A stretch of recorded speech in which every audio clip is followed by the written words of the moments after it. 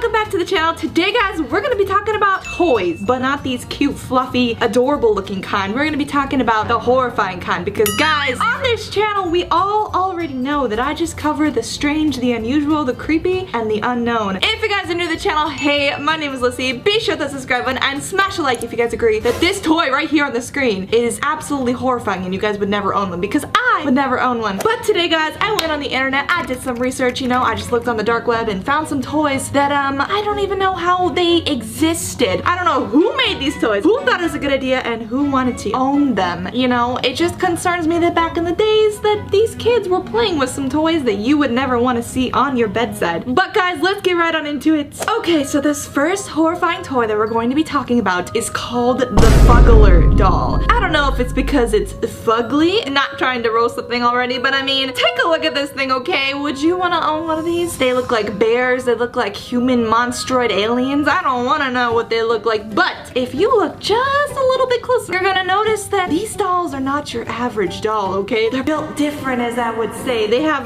very interesting smiles, but not any sort of smile. Those are human teeth. You heard me correct, yes. These dolls contain real human pieces inside of them. But the one question that I really do be having about these dolls is where do they get the human teeth from? I personally, for one, would not want to know, but here's a little bit of history about these dolls. So Bugler dolls were actually created in England. They actually tapped into a niche or hidden market for plush dolls that aren't attractive, rather scary and perhaps repulsive to some. However, because of the uniqueness and perhaps because some people see this as created artwork, people did purchase and own these dolls because some people do go for the strange, the unusual, and the creepy looking dolls, and they have a whole shelf of them and collection of ugly, creepy dolls. It strikes me that some people want to own ugly and horrifying toys, but you know what? I'm not gonna judge them. You do you, boo-boo, and if that's what you're into, just keep it far away from me.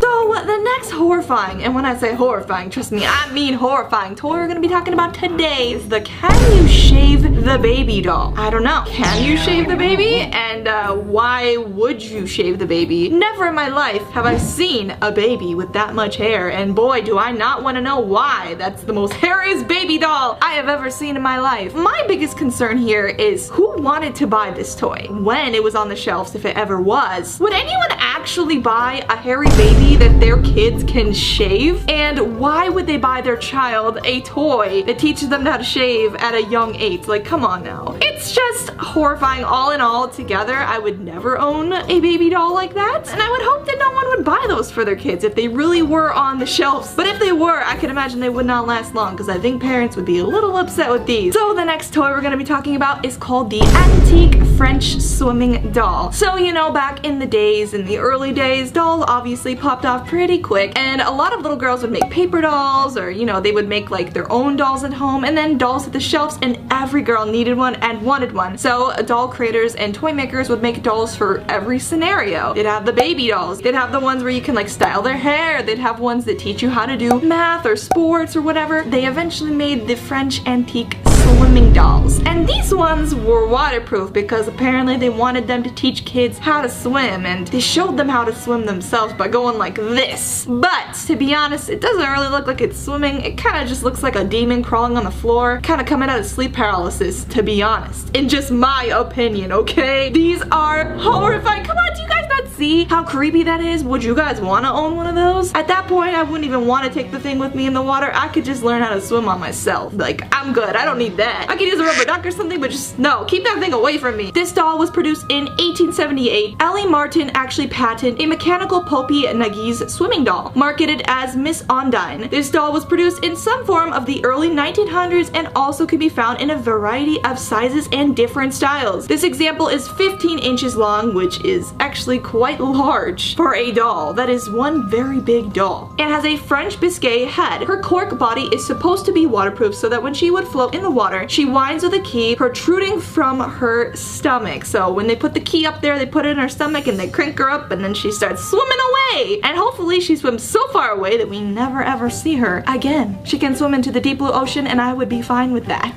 So So we're going to be talking about cherub dolls. I don't know how to correctly or properly say that. I do apologize, but these ones were very strange to me and I had to include them in the video because I did not know about these. So these dolls, I believe, acted as angels or protectors. Believe it or not, yes, the thing on the side of the screen was made as an angel or protector. So kids would take these dolls and they would set them on their bedsides, you know, on their side tables, and they were supposed to act as an angel or protector and look over the kids while they sleep at night. Honestly, if that's what you gotta do to stay safe or protected, I think I'm good, okay? I don't want none of that. That thing, you know, it can stay outside. It can stay many miles away from me. I'll just take no protection at that point. I don't know about you guys, but I'm good. Anyways, these things were horrifying, and the factor that they actually made these to sit on the bedsides or, you know, in a form where they would actually wind up and move in an animatronic way horrifies me, okay? No, absolutely not. And even worse, they made very big giant versions of these things, which you could even put in your front yard, kind of like a garden gnome. You know, they protect the garden. Well, these things protect the yard and keep the bad vibes away, and they're supposed to be angels, okay? But I never seen an angel look like that. You know, maybe angels are supposed to look scary, but I don't know if they're supposed to look that spooky, okay? Let me know. Would you guys want an angel protector like that protecting your garden or house or your bedside? Because I sure would not. Okay guys, I know we all have heard about this next toy, the Jack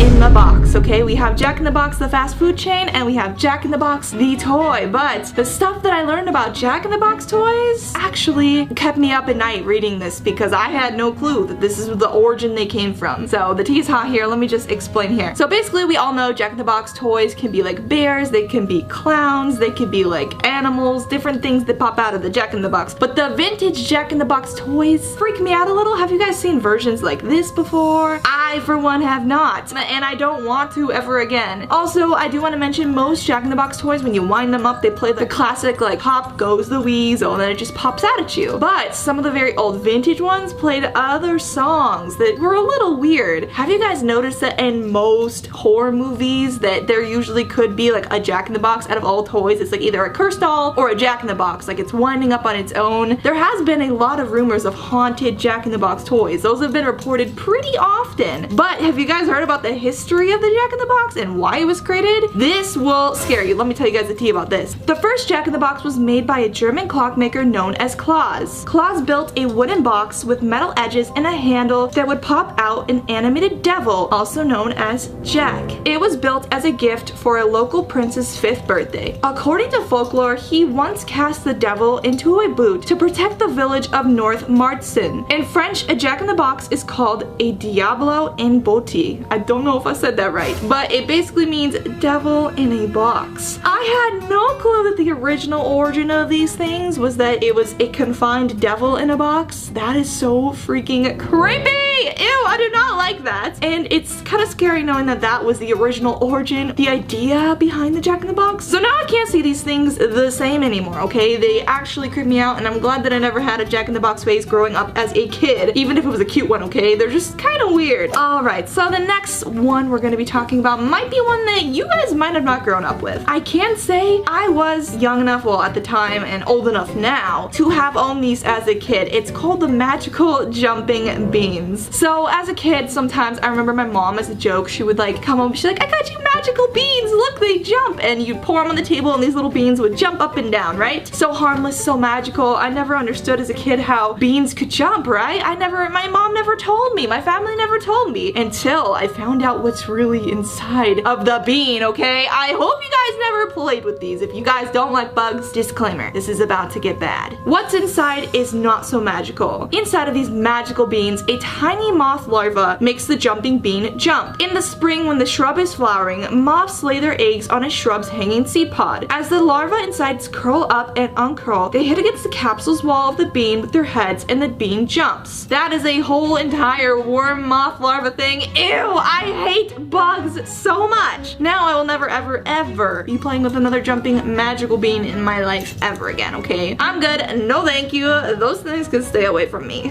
They are not magic. And last but not least, we're gonna be talking about the doll of 3 faces. Yes, you heard me. There was once dolls created that had 3 heads and 3 different faces. And the reasoning why is gonna make you guys question it. Of course, like I said, back in the days when they had those vintage toys and vintage dolls, kids were super into playing with their toys, playing with their dolls, and all that good stuff. Basically, they decided, obviously, that the one face a doll would usually have is just like kind of happy and whatever. So the kids playing with the dolls were like, I want more. So eventually they made the 2-face doll, and these dolls would have like a happy face on one side and a sleeping face when you turn it around to the other side, so you could pretend like your baby's asleep or your toy's asleep, and they could do more with the doll. But no, they were like, that's still not enough. We need a doll with 3 faces. So then eventually this horrid thing right here was somehow unfortunately created and made. And yes, these dolls had expressions like a happy side, a sleeping side, an angry side, or even a sad side. So the kids could flip their doll to express what their doll was feeling. Maybe at the time they're like, you know what, that's a good idea. But honestly, I don't know what the heck they were thinking. And I really think that these things didn't do as good as they wanted them to. Because at that point, you're better off honestly just having a separate doll convey those emotions rather than one doll with 3 heads all around it. That thing is creepy. I would never own one of those. Anyways, guys, that's gonna do it for today's scary, horrifying toys that you guys probably didn't know existed. I seriously love doing this series so much, guys. This is one of my favorite series on my channel about creepy, nostalgic, old, weird toys that I just would never want to own. Let me know in the comments down below if you guys want me to dig deeper and further and keep finding toys that I have not covered on the channel, because I definitely would love to do more videos like today's video. And if you guys want me to do another video like today's video, comment down below toys that you guys want me to cover or talk about in a future toys video. Anyways, guys, thank you all so much for watching. It's been Lyssy. I hope you guys are having a wonderful day. And remember, guys, if you guys enjoyed the video, be sure to smash a like and hit that subscribe button to join the family. I hope you guys have a great rest of your day, night, or morning, and I'll see you guys in the next video. Bye, guys!